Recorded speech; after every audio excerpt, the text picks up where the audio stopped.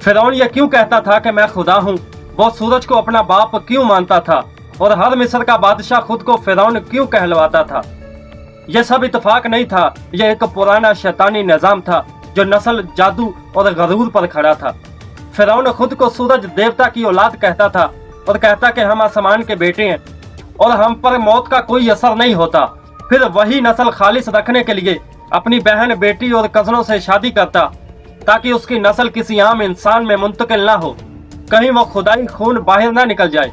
दरबार में जादूगरों की एक फौज रखता, जादू दिखाकर लोगों को सजदे करवाता और कहता कि मैं तुम्हारा सबसे बड़ा रब हूँ। महल बनाता, हराम खड़े करता और हर ईंट पर अपनी खुदाई का गरूर सबत करता। मगर जब मूसा अलैहिस्सलाम एक लाठी लेकर आए तो सबकी जादूगरी खाक में मिल गई।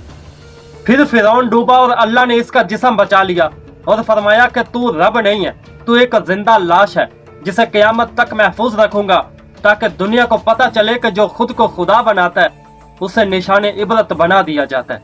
अपनी राय कमेंट में जरूर दे। मिलते हैं फिर किसी अगली वीडियो में, तब तक के लिए अल्लाह हाफ़िज़।